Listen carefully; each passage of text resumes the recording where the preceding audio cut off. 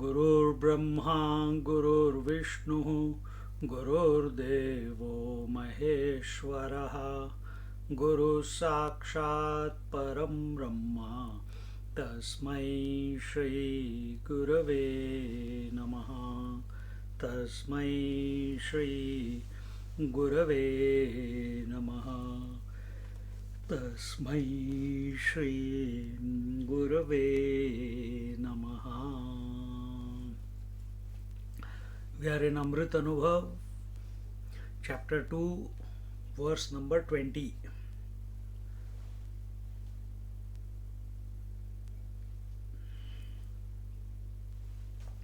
And it says,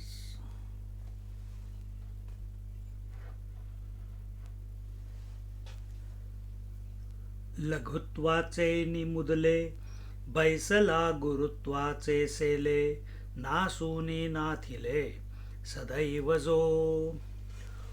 On the capital of being insignificant, the Guru has attained significance and glory and destroyed the ignorance to attain ever-present knowledge.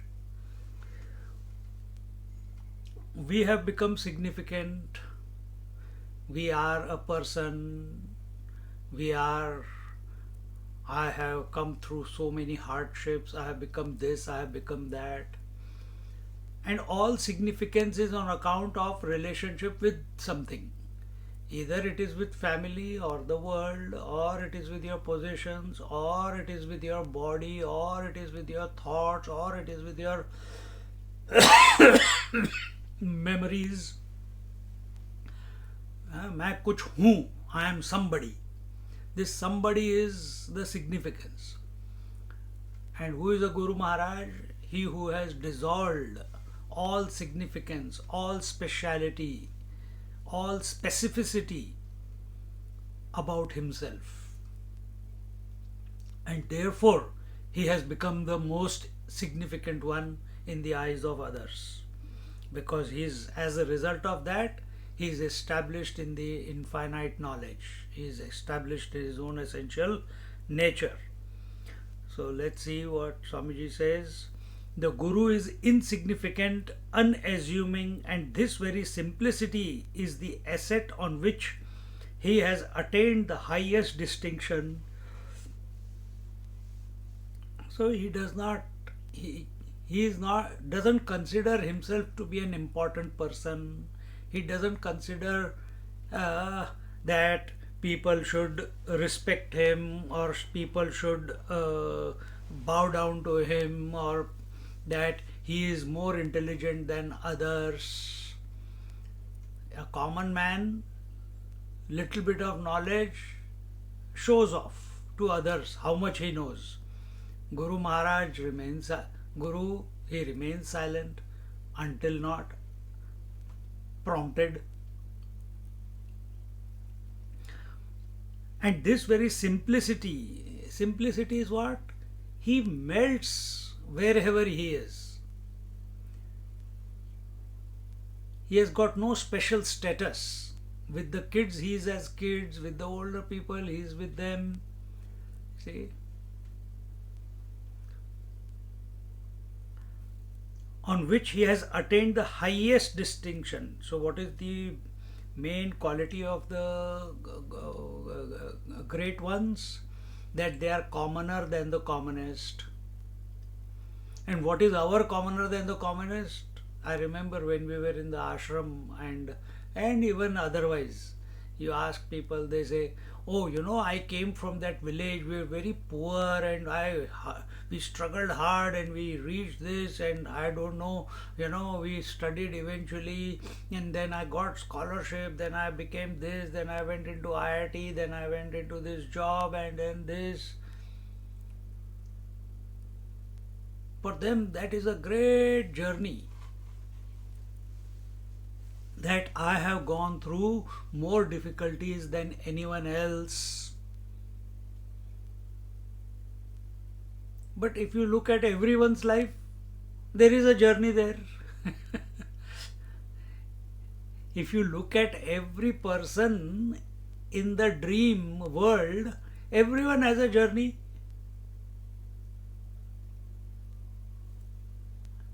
if there is where there is birth, there will be a journey till death, till non-existence. There will be a journey, but the self has no journey. Self is ever as it is, and this the Guru Maharaj has realized, and therefore he doesn't compete or compare with anyone, and therefore no special status. If someone gives, it's their problem. If it doesn't give, also their problem. But for him, what is his attention? His attention is all inclusive, one without a second. See?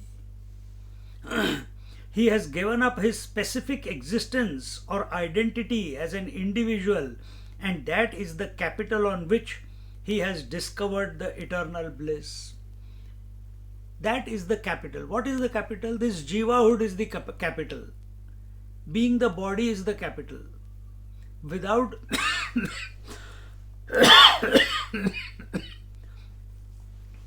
without this body, without this mind, we could not have made this, he could not have made that journey.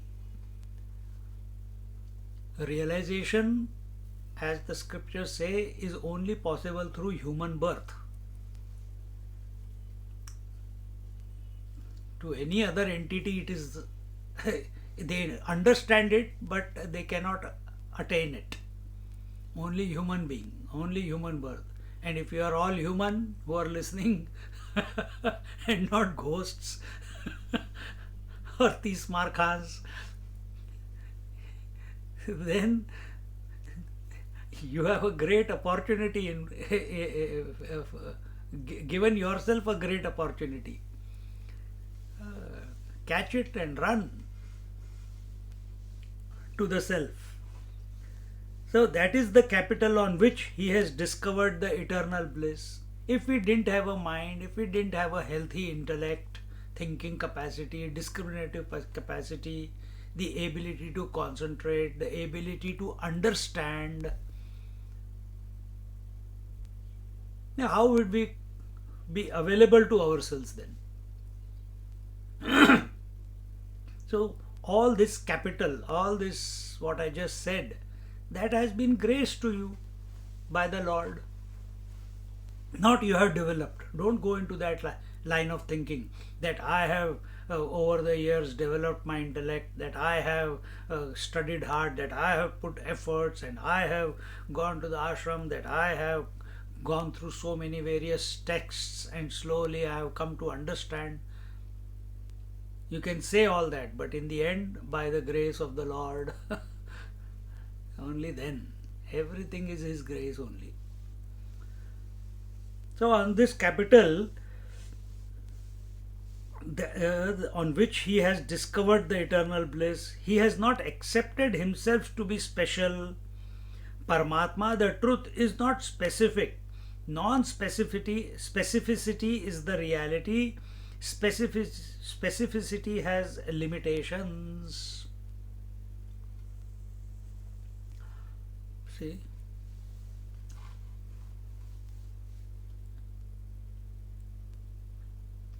For the sun to reflect in a bucket of water, that reflection of the sun in the bucket of water, it will feel, even though it is, the qualities of the reflection are very similar to the original.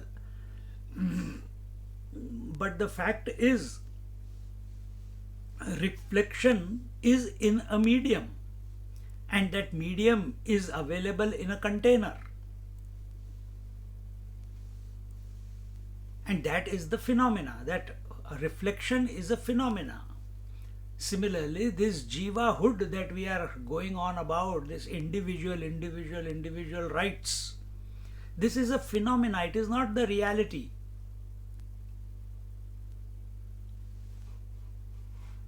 And the moment phenomena begins, it's always because of some conditionings, and the conditionings are space, time and objectivity, desha, kala, vastu. Accepting these conditions as real is the stupid person's way. But taking these conditionings as it was told before, and because of those conditionings you have got this birth, you have got this body, you have got this mind, you have got this intellect. Taking this as the capital, the Guru Maharaj has come to be established in himself. Then what is our lesson here? That we also have the same capital available. Thoughts are available to him, thoughts are available to us. He is breathing, we are breathing. He has a body, we have a body. He was born, we are born. His body will go out of existence one day, our body will go out of existence one day. He had difficulties, we have difficulties.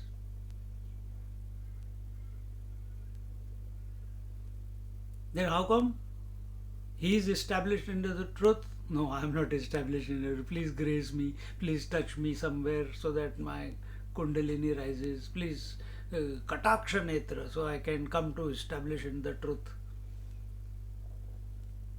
We are still beggars.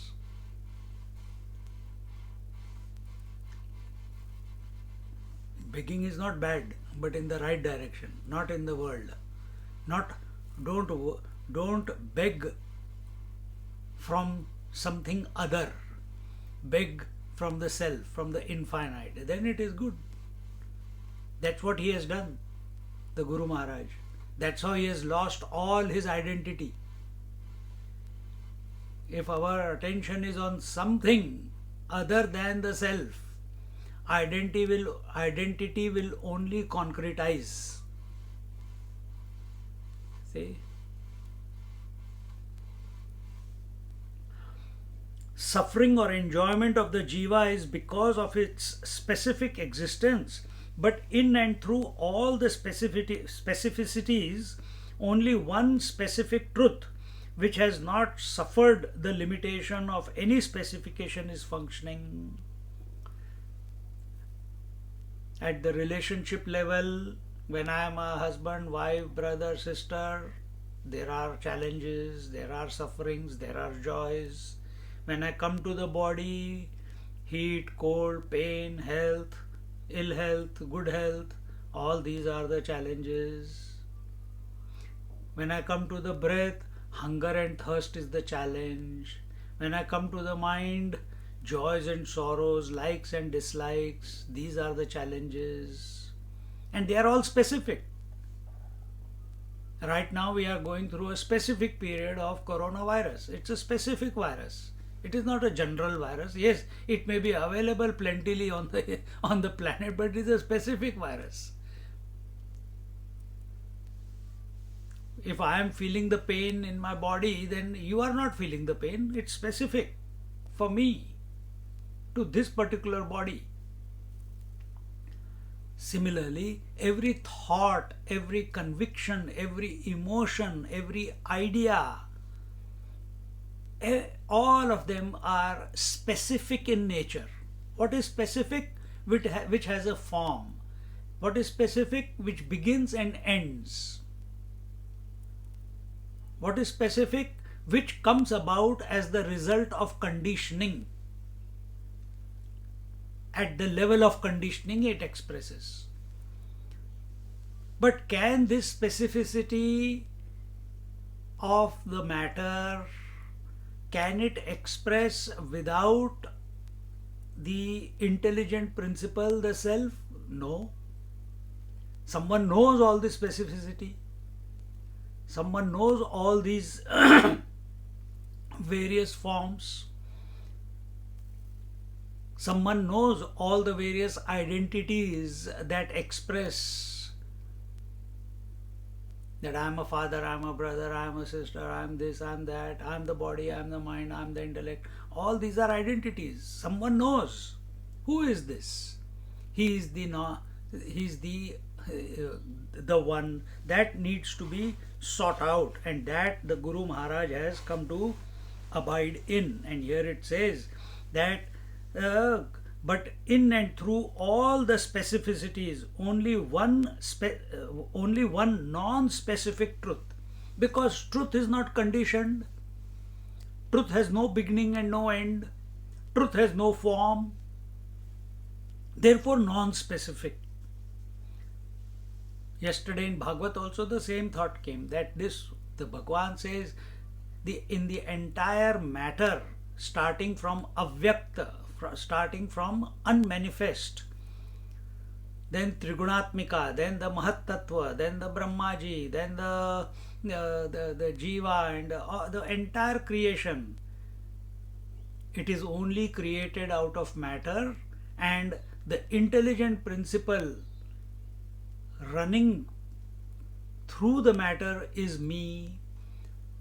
The entire creation cannot function without the unchanging principle, and that unchanging principle, that truth, that non-specific principle, I am, the Lord said.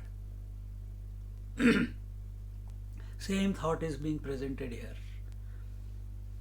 that the truth is the kadi, is the sutre mani gana eva. It is the thread which binds all specificity together. It is the material without which the specificity cannot express. But the truth can express with or without specificity, without conditionings. But the truth itself has got no form, it has got no beginning, it has got no end. It is free of all conditioning. It's self-existing. Anything specific requires a support of something. Therefore, the Guru has attained supremacy, transcending all limitations. Limitations are expressions of upadhi. Limitations are expressions of upadhi. Upadhi means conditionings. Conditionings. In Paramatma, there is no upadhi and its consequent limitations. So, upadhi is mind. What are the limitations of mind? Good thought, bad thoughts, intelligent thoughts, unintelligent thoughts. What is the modification of breath? Hunger and thirst, in breath, out breath, the five breaths, pranapan, vyan, udan, saman, and there are many more. What is the modification of intellect? I am intelligent, I am not intelligent, I am stupid, I am a little bit intelligent. In Hindi the word comes akalmand. Akal means intelligence, mand means less. But the word, so it says less intelligent. Mand akal, akal mand. But word akal mand means, if you put the two words together, it means, when I want to say you are intelligent, in Hindi I'll say you are akal mand. But actually it means you have got no intelligence. So that is how we are functioning through in our life.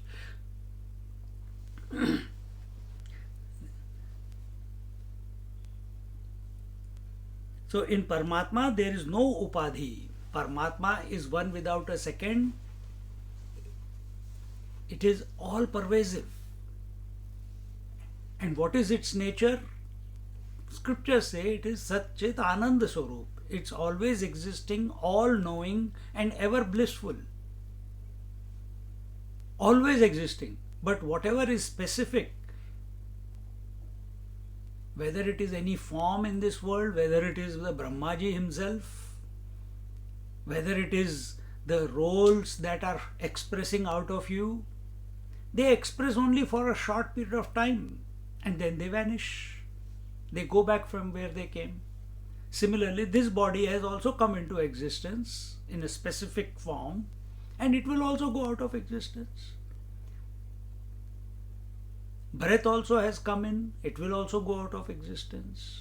And it is going, you observe that every moment there is an in-breath, then it dies, then it is out-breath, then it dies, then there is an in-breath. Similar, so is the case with emotions, thoughts. They come, they stay for some time, and then they go away. Nothing stays permanently. So these modifications, these limitations, and their consequent modifications, they are absent in that non-specific truth, and therefore it is not buffeted by these options, by these consequences of the modifications and the limitations. It is free of it. Even though all these modifications and all their consequent, the limitations and their consequent modifications, they cannot function without this unspecific principle. Unspecific will be water and specific will be wave. Unspecific will be gold, specific will be ornament. Unspecific will be mud, specific will be a pot. Without the unspecific or non-specific, the specific cannot exist. Recognize this about yourself. Instead of going around and celebrating your birthdays and death days, recognize that we are never born and therefore we can never die. If this thought is coming in our mind that I am the body, then the thought that I am going to die one day will certainly come. Until this thought is there, you are not a seeker. Seeking has not begun. You are only beating about the bush at the body level. You have to go beyond, man. For that, you have to build whatever the momentum is required within you. Momentum or silence or focus or love towards that non-specific truth, the self. Then there is a possibility of transcendence of these conditionings and limitations. Otherwise not possible. By your own thinking, we can never transcend the limitations. It has to happen. Grace has to flow. For that we have to think about the grace. We have to contemplate on it. We have to contemplate on the source of grace. Then alone it comes about. Even when I say then alone it comes about, it is always available. But then you tap into it as the self.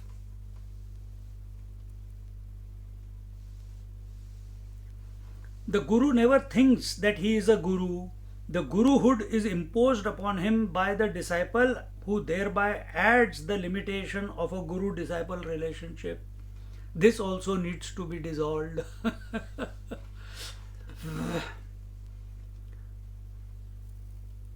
And when I say that this also needs to be dissolved, this needs to happen. If you make a decision that I am going to dissolve this, Guru Maharaj, come, let's have a beer together. Then how are we going to learn? If I start considering myself to be, see, look at Jnaneshwari, or even here, Jnaneshwar Maharaj never will say throughout. He knows inside that he and his Guru are one, that he is the self and the self in the Guru are one and the same. But at the transactional level, at the relative level, at the empirical level, this distance is maintained. Otherwise ego will come up. If I say that me and the Guru are one. See? But inside, when we come to the seat of meditation, when we are with ourselves, by all means, merge into the Guru principle. Rather than repeat, me and the Guru are one, me and the Guru are one. By saying nothing happens. You have to merge. And merging means, just like when you merge your mind into sleep, all specificity, all conditionings, all limitations, all modifications, all doubts, all suspicions, everything that you know specifically and to define yourself, everything dissolves away when the sleep takes over. Isn't it our experience? Exactly the same way. Exactly the same way. We have to come to the threshold of this non-specific truth, the self. We have to come to the threshold. We have to find the space within us. We have to find those thoughts which help us to get to that threshold, so that the door opens and we are sucked in. This is just a language. Sucked in will be the mind. And with the mind goes your identity also. Which identity? That I am only this person. I am only this person born to this parent on this particular day. This identity will go away. And then what will happen? Then that will happen which has happened to the Guru Maharaj.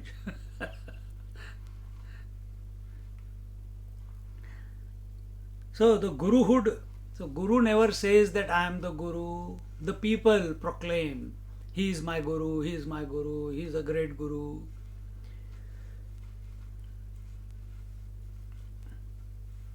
Who thereby adds the limitation of Guru-disciple relationship.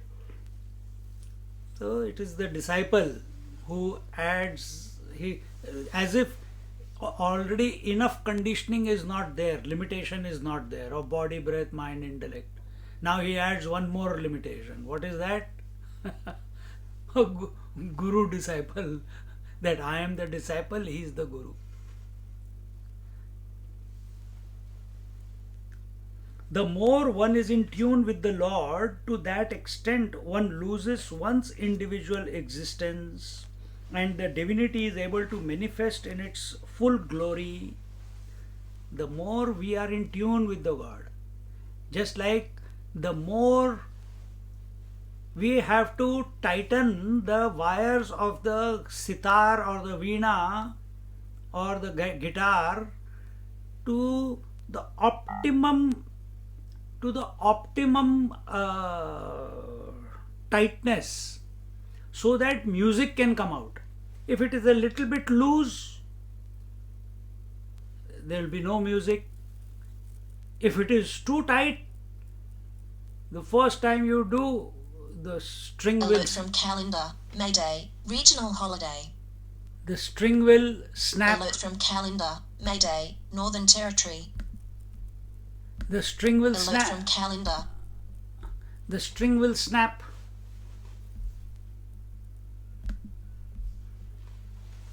Similarly, we have to be in tune.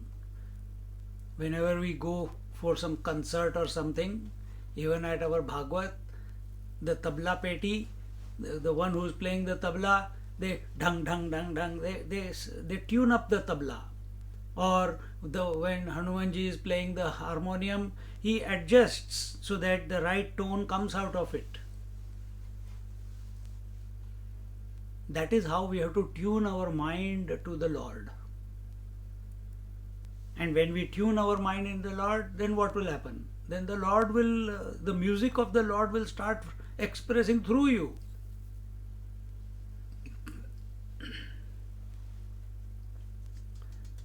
The more one is in tune with the Lord, to that extent one loses one's individual existence. When we are in tune with the bhajan, when you are in tune with the satsang, we lose all what is going on around us. Sometimes even meditation, we lose our body identification. We lose the sense of time. We lose all specificity. Why? We are in tune with the non-specific. We are in tune with the infinite one, which is supporting all the finite.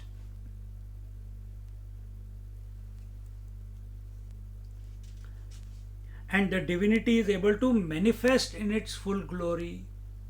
It's manifesting right now also, but only in tits and bits. We have to allow it to flood our being. We have to allow it to, just like the sleep floods our mind, and then all idea, all identity about you that you have gets washed away in the flood of sleep. And where is that identity? In the mind only. We want to recreate exactly the same situation. We want the infinite truth, the self, to wash away the light of all lights, to remove away all this specificity from our mind. Be available for that. Do whatever is required, knowing that this what you are doing, this effort that you are putting, is also by His grace alone.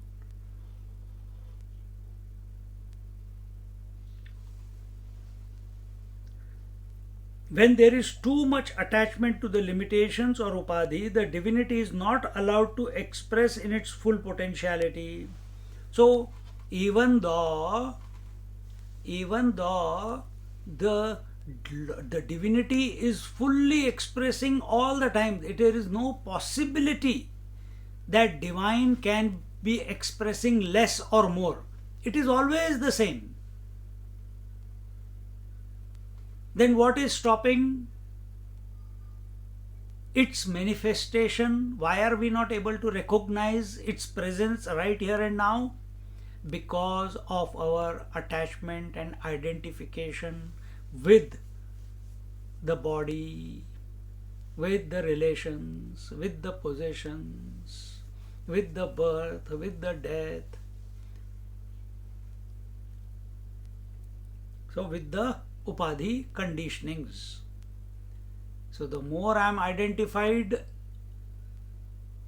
and upadhis will always demand, body will demand heat and cold. Hey, it's too cold, put the heater on.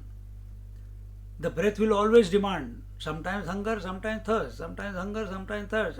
If I keep catering to that, then I will never come to the mind. Mind is always sometimes joy, sometimes sorrow, sometimes joy, sometimes sorrow, and therefore I'll keep gravitating towards that which gives me joy, because nobody wants sorrow. I'll keep running away from sorrow. I'll be alert as regards what gives me sorrow and try to avoid, I try to circumvent that. Circumvent that, not circumambulate that, circumvent that. And keep gravitating towards that which gives me joy, sukha.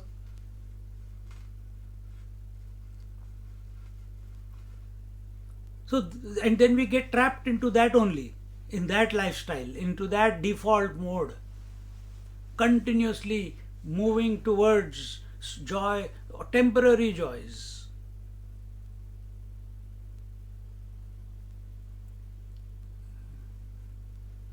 So here, when we start thinking about the divinity as the substratum, as the Lord, as the self, whatever your take, when we start contemplating upon it, that is the time that the divinity becomes consciously available to us.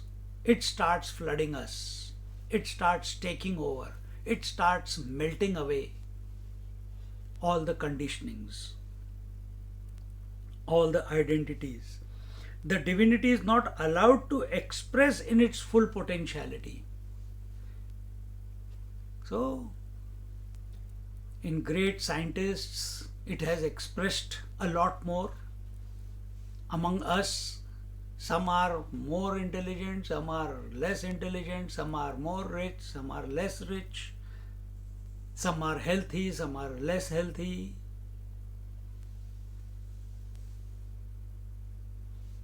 It is expressing everywhere. But in Mahatmas, they have gone beyond this more or less. They have gone beyond the opposites. And therefore, in them, it is fully manifesting.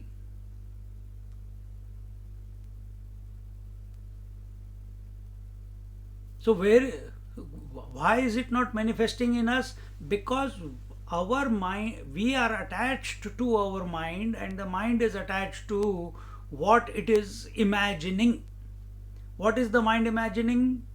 Mind is, out of the mind has come the body, out of mind has come the five senses, out of the mind has come the breath, out of the mind have come the five panchatattvas, space, air, fire, water, earth. Out of the mind the entire creation has come. And in that entire creation, this mind has said, I am only this body. And the whole drama begins. And to outgrow this deep entrenched identification with the body, you need to fall in love with something greater than the body. For that, all the scriptures are there to show that the source of all this is the infinite Lord. So we fall in. So when we are in bhajan and kirtan and meditation, we lose the identification with the body. Temporarily though. But it's a taste. It's a glimpse.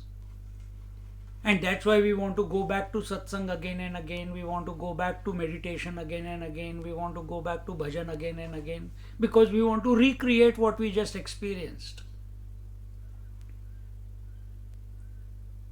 The great ones, they have once and for all resolved this. No more shunting around. They have got established and allowed the Divine One to express in his full potential through the conditionings.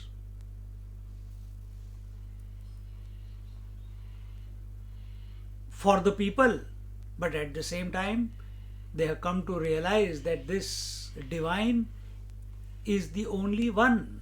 There is nothing else apart from it. The vision changes of such a person. The Guru Maharaj has understood this very well, and he has gone beyond all the limitations, not allowing himself to be conditioned by them under any circumstance. Come what may, they do not succumb to the pressures of matter, and that matter includes body, breath, mind, intellect, avyakta, gods. What happened?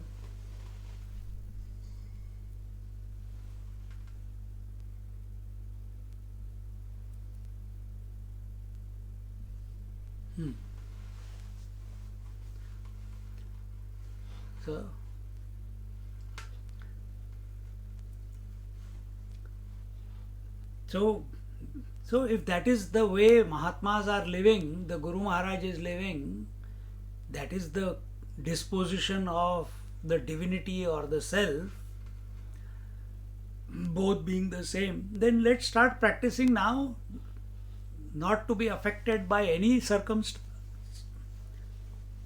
not be affected by any experience, not be affected by any event, not being affected by any object, any idea, any conviction. If you give too much value to this, what is being said also, then your mind will keep going in this around. It will keep repeating the same thing.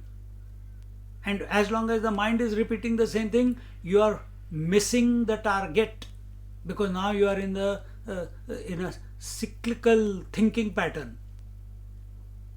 Idea is that listen, but our attention must go to that which the words are indicating, and that is the self that I am.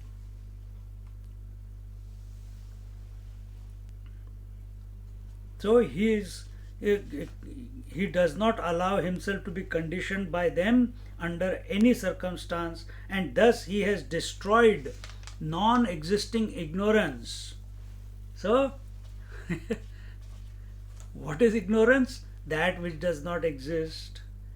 Incomplete knowledge. Jnaneshwar Maharaj says incomplete knowledge. Knowledge can never be incomplete.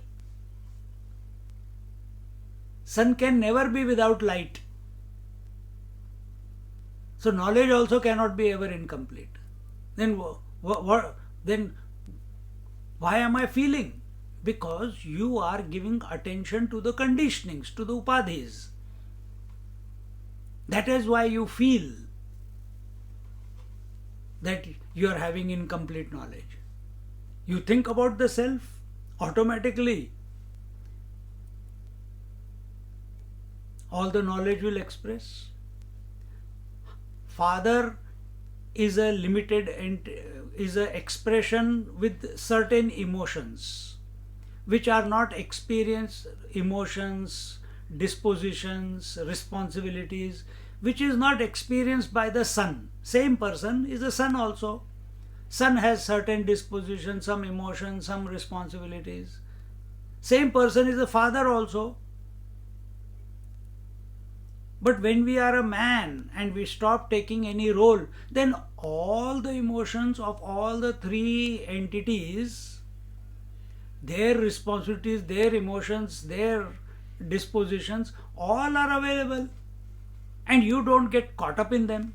But when you take one particular role, we seem to be carried away by that role and forget that we are also other roles that we have to play. Exactly the same way. Stop playing the role of being the body, stop playing the role of being the breath or the mind or the intelligence. Come to the original role. And the original role is being the self. For that we have to focus, we have to contemplate, we have to be. He has no vanity of achievement because he knows that he has done nothing, that ignorance never was, and that the disciple is in no way less than himself. This is the disposition of the realized master, of the Guru Maharaj. He considers even the most ignorant one as an expression of the divine alone.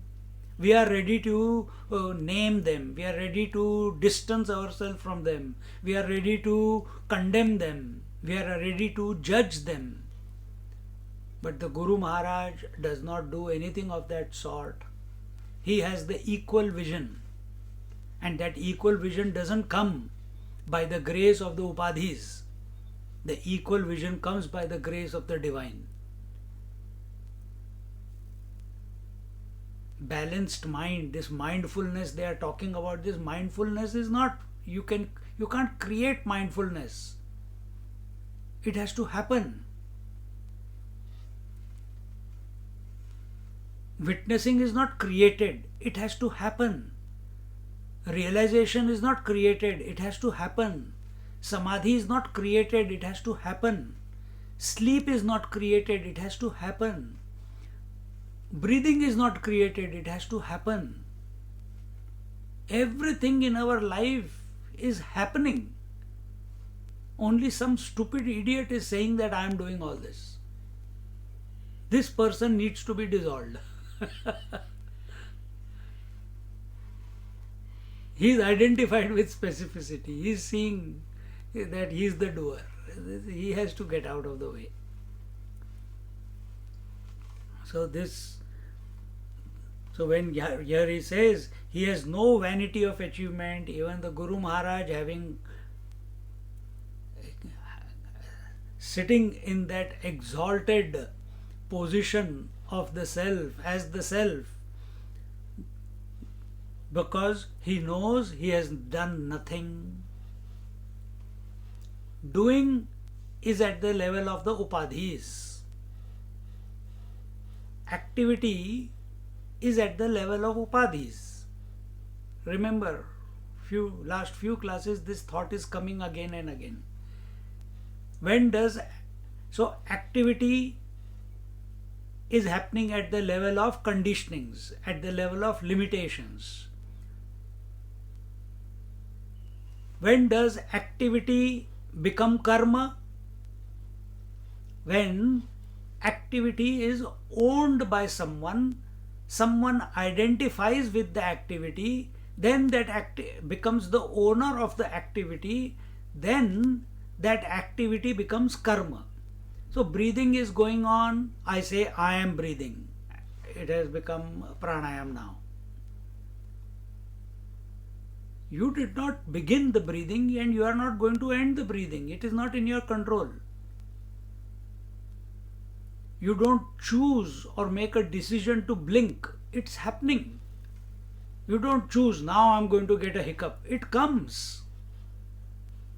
You don't choose to beat your heart, the throbbing of your heart. It is happening. Exactly the same way, everything in our life, everything at the conditioning level, limitation level, micro or macro, is a happening. Recognize this. Then there will be no ownership. Only recognition is required. That is called discovery.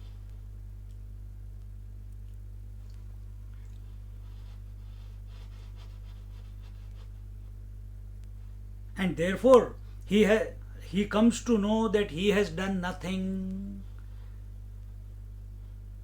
He has done nothing and remaining awake, remaining alert, not going to sleep. Oh, I have not done anything, chalo so jate hain. Nothing, I don't have to do anything. So let's go to sleep. No. Remain alert, remain wakeful. That ignorance never was for such a person who has come to abide in his essential nature, in that non-specific truth as the self. From that point, there is no ignorance. From the sun's point of view, there is no darkness. We may say, thank you for removing the darkness. But from sun's point of view, it has got no idea. In his vocabulary, the word darkness does not exist because he has got no experience of darkness. Who? The sun. Similarly, the one who has transcended the limitations and come to establish in that self-effulgent self, from that point when he looks back, because he was also a seeker, Guru Maharaj was also a seeker, when he arrives at the destination, the self, and then looks back from where I have come, what does he see? He doesn't see that, oh, this is the amount of ignorance that I came across. No. When he looks back, he sees only the self. There are no conditionings, there are no limitations, there are no modifications. Then what is there? Self and self alone. There is no journey once you are established in the self. When you look back, oh, I came through all this. Nope.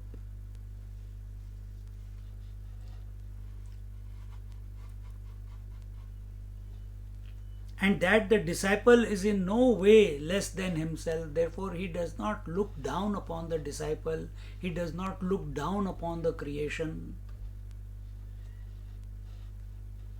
Once the disciple gains the absolute vision by the grace of the Guru, the relative existence can no more create problems. That goes without saying. That the mind can merge into the self only by the grace of the self. mind can come to Vaikuntha, mind can go to Kailash only by the grace of the Lord. It cannot go there by itself. So, in that manner, understand that when the disciple, the mind, attains realization by the grace of Guru, the Self,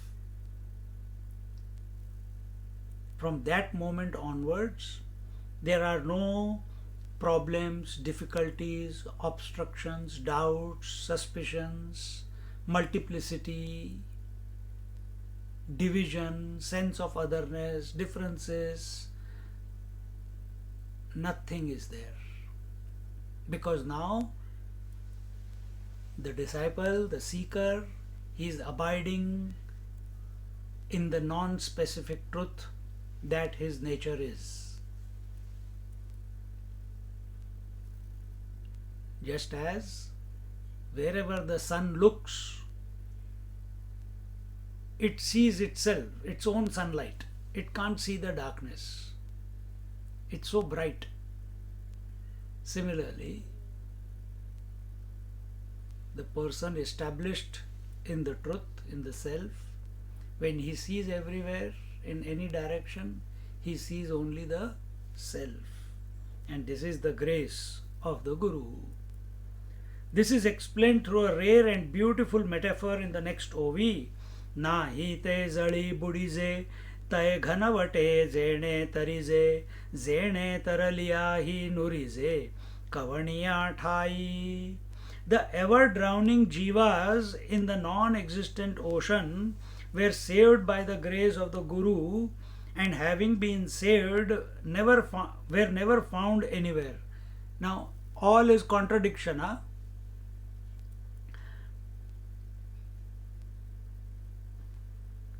Who is a jiva?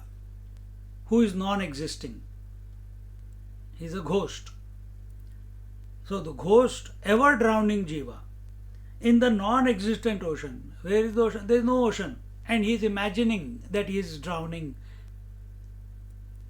Ajnanati mirandhasya ananta sansara samudratara naukayitabhyam guru bhakti dabhyam ananta sansara samudrasara. Whose cry is this of the disciple? Who is the disciple? Who is identified with his conditionings and the world? Ananta sansara, this infinite sansara, please save me from the drowning in this sansara. It's every moment it is trying to creep up and take me, drown me into it. Save, help, pahimam, pahimam.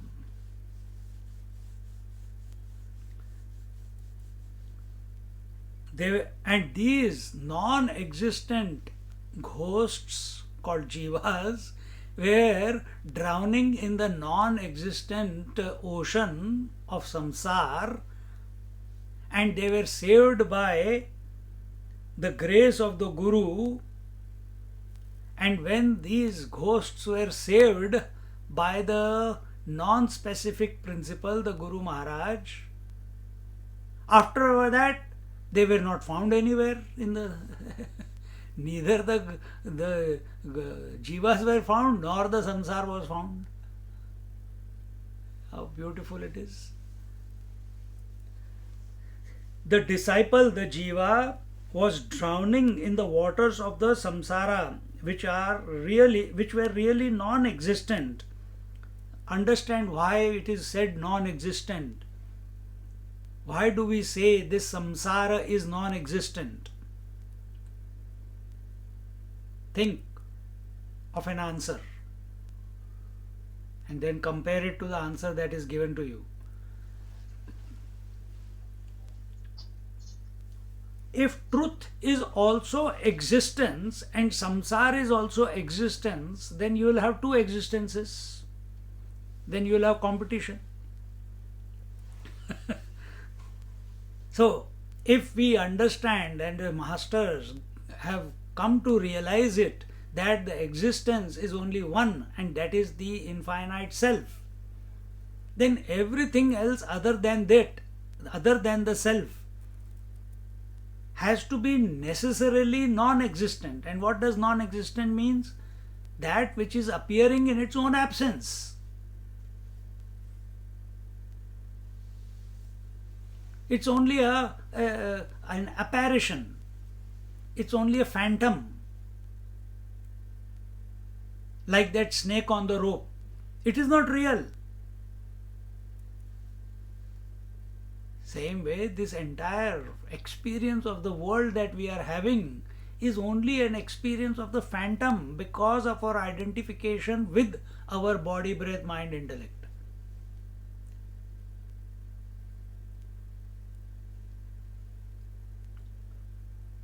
So the disciple, the jiva, was drowning in the waters of the samsara, which are really non-existent, and the guru saved him from drowning. How? By becoming a solid space. Usually a boat is hollow to make it float. Boat is hollow to make it float. But here the boat of the grace is solid. What is this? Solid space. This is Jnaneshwar Maharaj's take. Solid space is that space which is, every iota of space is filled with the Guru Tattva. What is the space for us? The outside space? It is nothingness. What is the mind space? Which is allowing the thoughts to appear and disappear. And if the thoughts are not there, we call such a person a stupid person. Because if you ask a question, hey, what is your name? Huh? Who is your parents? Huh? What are you studying? Huh? Then such a person you say stupid because he is not answering. And therefore many masters who do not answer and do not behave in the normal accepted manner of human being, of individuals, they are considered mad only. Pishachavat, unmattavad.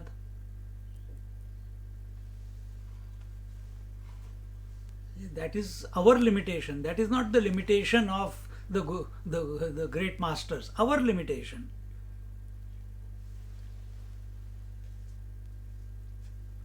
So here, what is the boat? What is that which is the solid space? So here he says that the Guru is solid. What is the another definition of Guru? That which is heavier than the heaviest. See? It is heavy, not light. Nevertheless, he was able to help the disciple to come out of the waters of plurality which never existed, a wonder of wonders. Ashcharyavat. And these thoughts are given in our scriptures plentifully. Yesterday also, yesterday's class or Jnaneshwari it came, Jnaneshwari or some class, I can't remember now. That Guru is trying to teach that which cannot be taught, because teaching is only through the mind which expresses as speech. This is how the communication is taking place at this moment. And what is the topic? That which is beyond the speech, that which is transcendental to the mind, that topic cannot be comprehended by the mind. And we are using the mind and the speech to communicate that. This is one side. The other side, the student is trying to understand that which cannot be understood by listening to the words of the Guru Maharaj. It's a drama going on. When we are only at the transactional level, again, here there is only transaction going on. Transaction of what? Of the words. From the teacher to the student. From one to the other. As long as we are at the transactional level, we are missing the point. Can we stop the transaction? No, let it go on. You did not start it, it's happening. The mind is attracted, it came to the satsang, transaction is going on. But then our disposition should be what is supporting this transaction. What is that without which this transaction will not be possible? What is that without which the speaking or the hearing will not be possible? What is that without which understanding will not be possible at the intellectual level? Our attention must be wholly, solely on that principle. If it is on the transaction, we have lost the opportunity. Then next satsang is always there. Next text is always there. Next life is always there.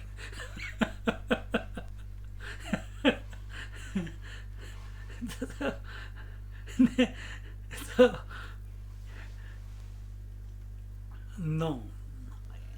Our name of the game is to keep our attention on that principle, which is not other than me, other than the self that I am, because of in whose presence this transaction is going on. Whether it goes on or it doesn't go on does not matter. Do not feel less or more because of this transaction. I'm missing something if there is no satsang. No, then you have lost the plot. Oh, that was very fantastic. It was like just open-eyed meditation. You have lost the plot.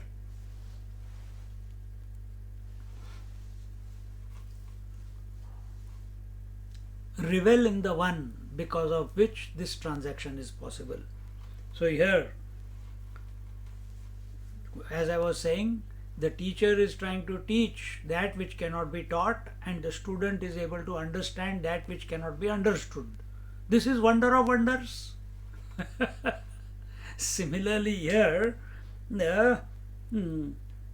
he was, so here the wonder is that the Guru was able to help the disciple to come out of the non-existing waters of plurality, and so and that wonder is called, in our Puranic language, it is called the Leela.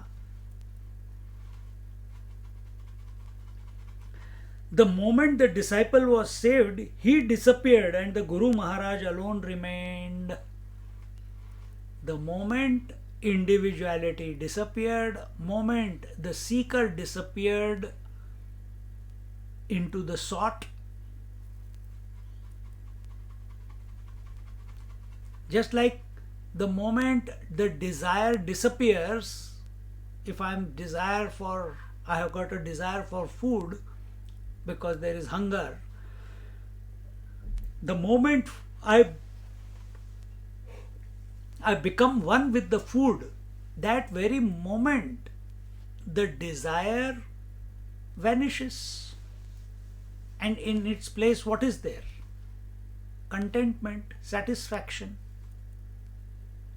Exactly the same way, this desire to know, the desire to be free of this sansar, this desire to be abiding in the self. So the moment the seeker is saved, the disciple is saved by the Guru through instructions. Guru can only give instructions, that's all. The availability is wholly, solely the responsibility of the disciple. Nothing can be done by the Guru.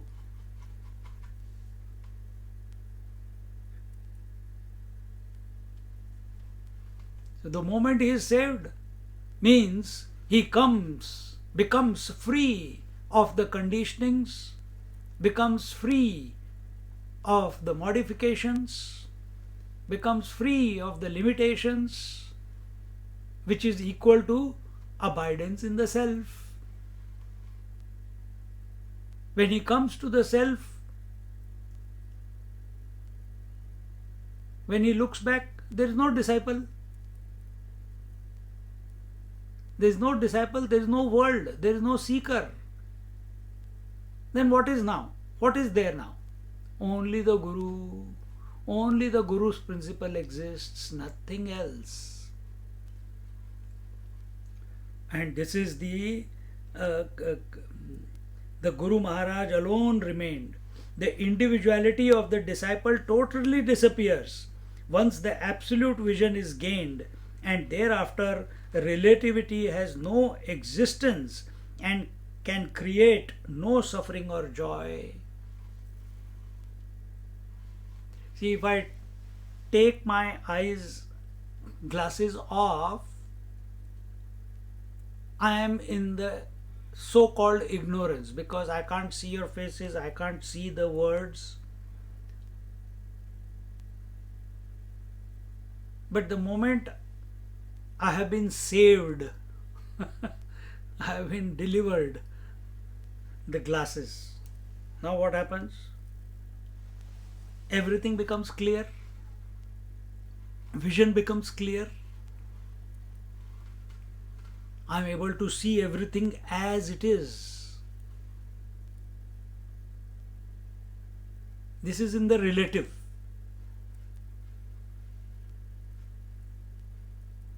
Because if my glasses break, again I will be back into the same situation. But not so with the self. This is the final transformation of the vision. After that, there is no falling back. Oh, it will come and go. No, that happens only in Samadhi. We are not talking about Samadhi here. We are talking about your essential nature. And that is your natural state.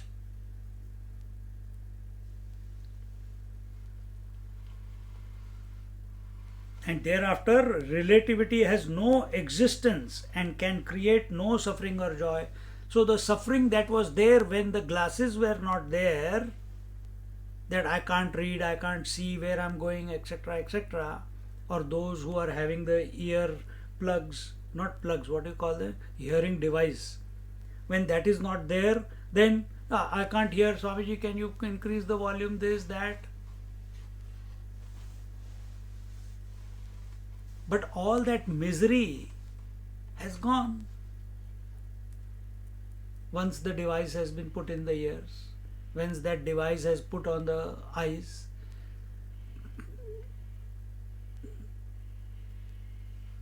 But there is a fear of loss. At the relative level, there is a fear of loss of that device or the glasses or anything that has helped to restore your misery, remove your misery.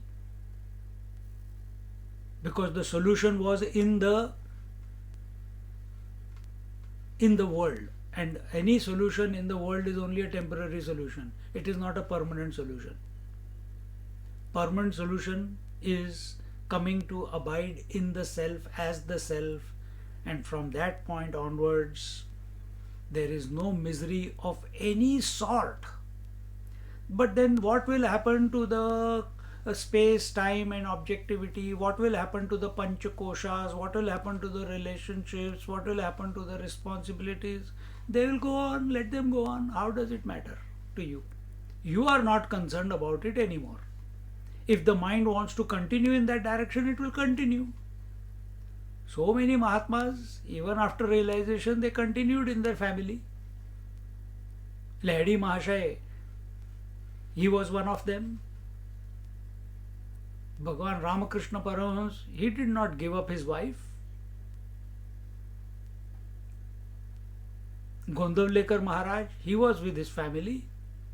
He had first he got married, she died, then his mother got him married second time. But that did not stop him from being a beacon of light.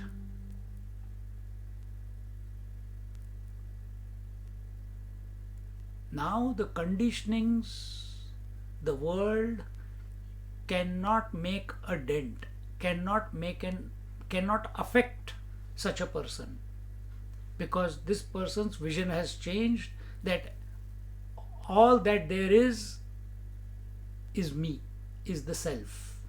And this is a thought-free realization. It is not through the mind.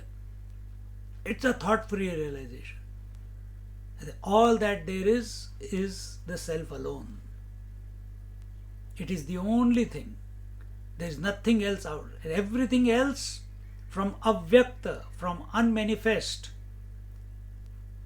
to the blade of grass is an imagination, is a superimposition on the self.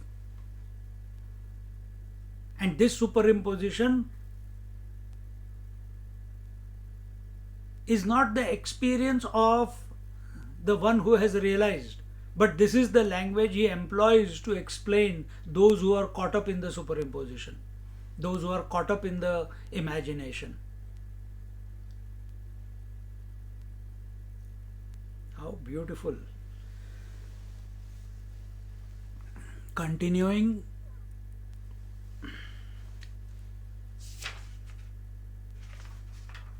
We'll just read this till here and then we'll stop.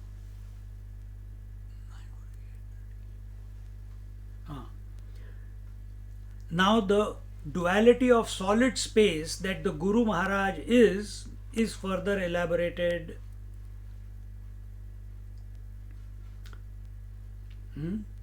See, the word they were used was ghanavate. Ghana means homogeneous. Homogeneous conscious space.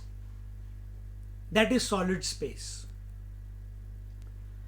आकाश हे सावेव परिन बंधे आकाशाची हाव ऐसे कोणही ऐक भरीव आकाश जो. The gross space is empty and has imagined parts, upadhi, of directions, etc. And yet it wants to accommodate more and more. But the Guru consciousness is such a solid space, ever full and complete, quite different from the empty space. So what is you have to take your experience, don't take an imaginary experience, even though we are talking in the imagination only. So what is our experience of the space? That there is north, east, south, west, and the 8 directions. We give it 8 directions. We also have an understanding that space is that which accommodates the whole universe. And we also have an understanding that the space is continuous, the universe is continuously expanding. Isn't it? This is the data that we have. So here when Swamiji says, the Jnaneshwar Maharaj says, the gross space is empty and has imagined parts, that is the 8 directions, and yet it wants to accommodate more and more. That is what the scientists say, that this universe is expanding exponentially.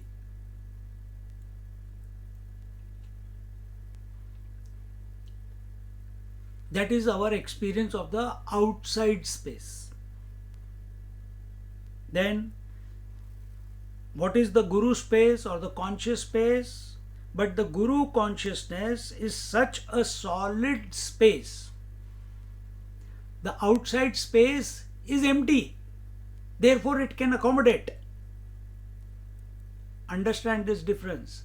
The outside space is empty and you can fill up the emptiness. But the conscious space is so solid that nothing can be filled into it. And therefore, it is complete. It is homogeneous, solid mass of conscious space. In other words, the space is permeated every bit by the consciousness. That is the conscious space. It's such a solid, ever full and complete, quite different from the empty space. So there is a difference between the outside space and the conscious space. It was stated earlier that the Guru has attained greatness because he is so insignificant or non-specific or unassuming that he was able to transcend the pair of opposites called big and small. How is he able to achieve this? Because he is solid space. So all differences, all opposites, all otherness, all duality, all multiplicity he has transcended by having established in himself in the self as the self.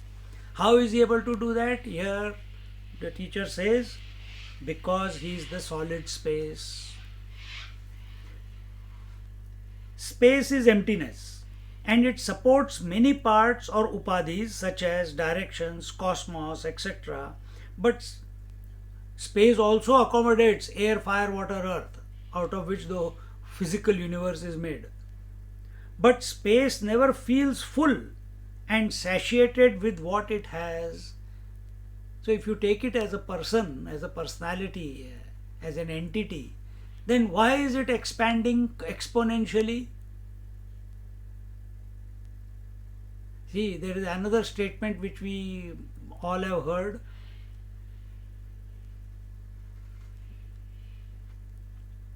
That, what is that statement? Vacuum abhors emptiness. Wherever there is vacuum, very quickly it will fill up with something. We also like that. We can't sit silent. We keep filling our mind with something or the other because we don't want to remain empty. So here, the universe is continuously expanding because it is hungry for more. The mind is hungry for more experiences, more variety, more interaction, more contact, more experiences. It's an insatiable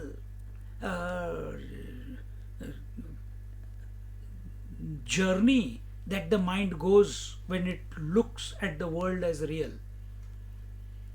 Same way, this physical space, it's continuously expanding because it wants more and more and more and more. How many universes? Endless. You can't even, today's science does not even know how many. Multiple, zillions of universes are there. I'm not talking about planets. I'm not talking about heavenly bodies. I'm talking about universes. Multiple universes are there in this space. So it is not satisfied. It is not, the space is not content. It is not at ease. It is not fulfilled. Therefore it wants more and more and more, so it keeps expanding. There is always the possibility of adding more to space, ad nauseam. There is no satiation for space's hunger with regards to the outside space, the gross. Although space is asanga, not attached to the four elements, additions do not remove the essential nature of the space, that is emptiness. So even though space, here it says all the space is asanga, although the space is unattached by the appearance of the universe or the disappearance of the universes, appearance of solar systems or disappearance of solar systems, appearance of matter or disappearance of matter, appearance of directions or disappearance of directions. Space is not affected. It is not attached to the four elements, air, fire, water and earth. Addition do not remove the essential nature of the space. If we add more and more things into the space, the basic nature of the space, what is it? What is the basic nature of the space? To accommodate. To accommodate. It keeps accommodating. So even though millions of zillions of universes are being born, it keeps accommodating everything, it keeps expanding.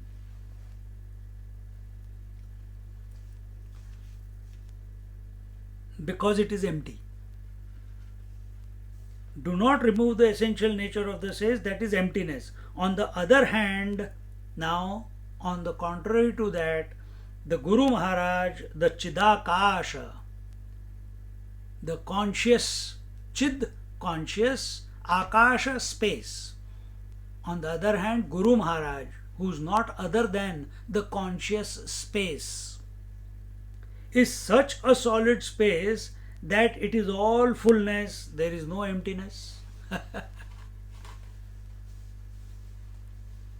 So, what is this self? Self is complete. Chit Ghana. Jnaneshwar Maharaj uses the word Chit Ghana, conscious space. It is complete, it is full, it is fulfilled, it is content. There is no lack, there is no hunger. And why there is no hunger and there is no lack? Because it is not empty. It is already full. It is full of what? It is full because the word is the same. Akash outside and the Akash, Chidakash, there also the word Akash is coming, space. So what is it full of? It is full of consciousness. See? So when you are on the seat of meditation and all the thoughts have vanished from your mind, in that beautiful moment brought about by grace, now don't start thinking, oh, what happens? I don't want to be pulled into the void. I don't want to be sucked into the void. I am afraid of this void. No. At that time, these verses will come to help you. That this space is pervaded by the consciousness that I am. The I alone am. And that moment itself, all the fear will go away. So in this way, on the other hand, the Guru Maharaj, the Chidakash, is such solid space that it is all fullness. There is no emptiness. Now there are three types of Akasha. The Bhutakash, which is the outside space. Chittakash, the mental space, which is also very similar to the outside space, but we will see the difference in it. And the third one, Chidakash, the conscious space. We'll look into these three in our next class.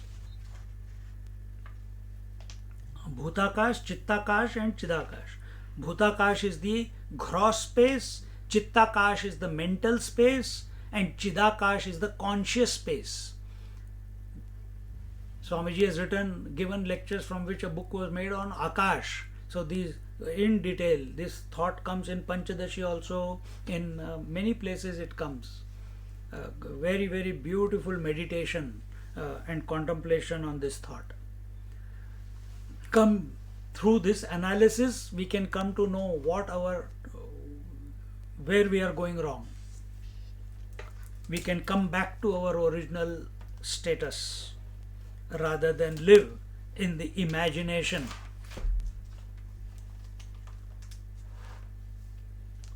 Science is only trying to work out the empty space.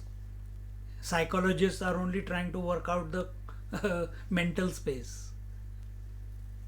And they have not reached any conclusion till today. Our scriptures, so many thousands of years ago, they came to the conclusion